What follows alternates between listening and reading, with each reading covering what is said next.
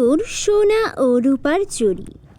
কেশবপুর নামের একটা গ্রামে আনিশা নামের মিষ্টি একটা মেয়ে বাস করত।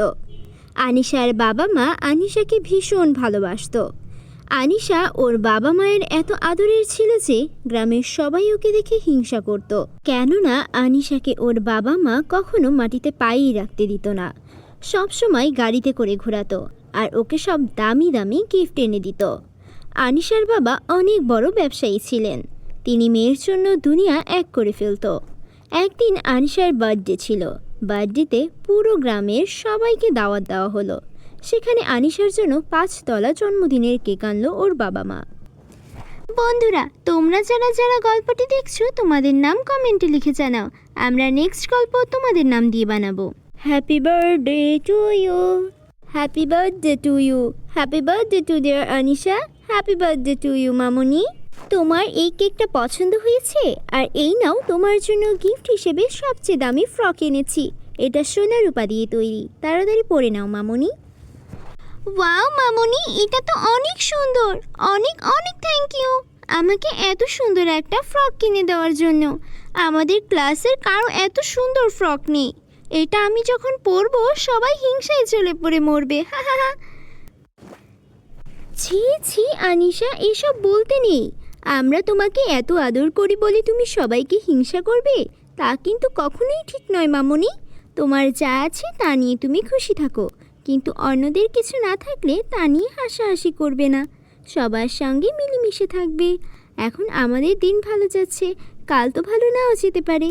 আর এই নাও তোমার জন্য এই সোনা আর রূপার চুড়িটাও এনেছি। এটা আমার মা আমাকে আমার জন্মদিনে দিয়েছিলেন, বলেছিলেন এগুলো জাদুর চুড়ি। কিন্তু এখনও আমি এগুলোর জাদু দেখতে পাইনি। আশা করি তোমার কাছে থাকলে একদিন না একদিন তুমি এগুলোর জাদু দেখতে পারবে।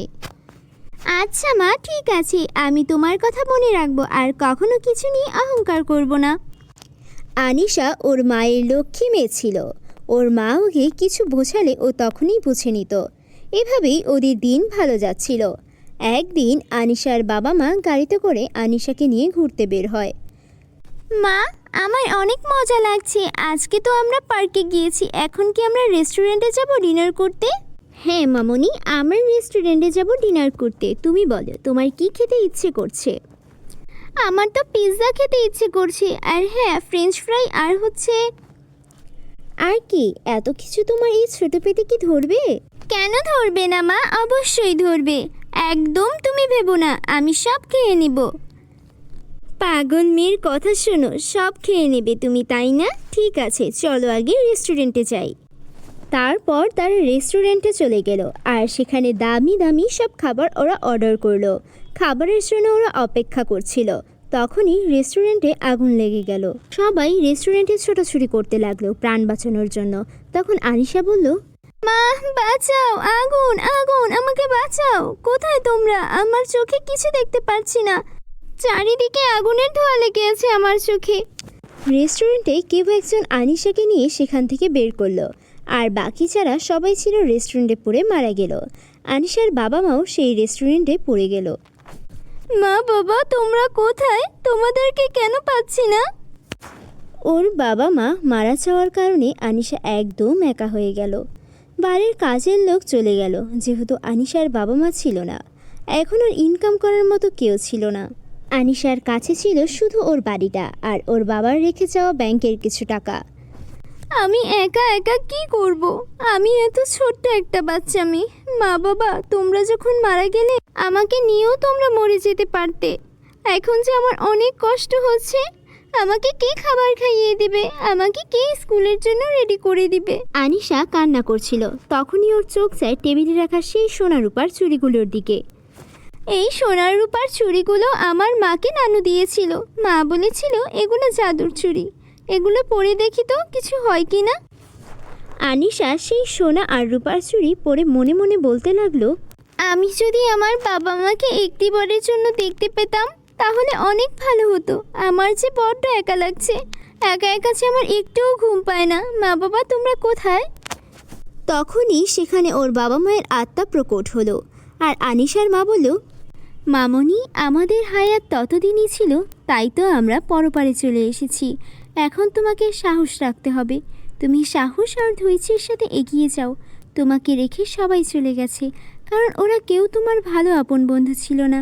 আর ওরা আমাদের এখানে চাকরি করলেও আমরা চলে যাওয়ার পর ওরাও চলে গেছে। তুমি তোমার জীবনে এমন কাউকে পাবে যে সত্যি সত্যিই তোমাকে ভালোবাসে। আমাদের যে কোনো আত্মীয় স্বজন নেই মা, আমার যে বড্ড কষ্ট হচ্ছে। একজন আছে, এই গ্রামে একজন বৃদ্ধা দাদিমা আছে তোমার। তুমি তার সঙ্গে দেখা করে তাকে বাড়িতে এনে রাখতে পারো। কোন বৃদ্ধা দাদিমা? ওই যে যার পুরো শরীরে ঘা হয়ে আছে। ওনার সঙ্গে আমি একটুও দেখা করতে চাই না, উনি কত নোংরা। ভাবে বলতে হয় না, উনি তোমাকে অনেক ভালোবাসবেন।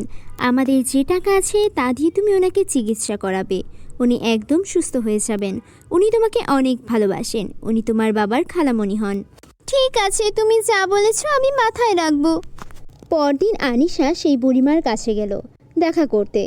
দাদি, মা বলেছে তোমার সঙ্গে দেখা করতে। তোমার মা কিভাবে বলবেন? আমি তো শুনেছি তোমার মা আর পৃথিবীতে নেই। তোমার বাবা মা দুইজনই মারা গেছেন। সে অনেক কথা দাদি, চলো তোমাকে হাসপাতালে নিয়ে যাই। এতদিন তোমার সঙ্গে দেখা করতে আসিনি, তুমি এভাবে শরীরে ঘা নিয়ে কেন ঘুরে বেড়াও? তোমার কি ছেলে মেয়ে কেউ নেই? আমার শরীরের এই ঘা দেখে সবাই চলে গেছে। যেই ছেলে মেয়েকে কষ্ট করে মানুষ করেছি, ওরাই আমার বিপদে আমাকে ফেলে চলে গেছে। তোমার বাবা বড্ড ভালো মানুষ ছিলেন, আমার চিকিৎসার জন্য উনি অনেক টাকা দিয়েছেন। দাঁড়াও দাদি, আমার কাছে জাদুর চুড়ি আছে, এই চুড়ি তোমাকে পরিয়ে দিচ্ছি, তাহলেই তুমি সুস্থ হয়ে যাবে। তারপর সেই সোনার রূপার জাদুর চুড়ি আনিশা দাদিকে পরিয়ে দিল। জাদুর চুড়ি, দাদির শরীরটা সুস্থ করে দাও, যেন ওনার সব ঘা ভালো হয়ে যায়। সঙ্গে সঙ্গে দাদি একদম সুস্থ হয়ে গেলেন। এ কি, আমার এই রোগ এত দ্রুত সেরে গেল? এটা দেখছি সত্যিই জাদুর চুড়ি। তুমি দেখছি জাদু জানো দিদি ভাই। চলো, এখন থেকে তোমার সব দেখাশোনার দায়িত্ব আমার। হ্যাঁ দাদি, এখন থেকে আমিও তোমার সঙ্গে থাকতে চাই। এই পৃথিবীতে যারা আমাদের আপন ছিল তারা সবাই চলে গেছে, এখন আমি তোমার কাছেই বড় হব। এরপর আনিশা ওই দাদির কাছেই বড় হতে থাকে আর সুখে শান্তিতে দিন কাটাতে থাকে। আমাদের চ্যানেলে নতুন হয়ে থাকলে চ্যানেলটিকে সাবস্ক্রাইব করতে ভুলো না যেন।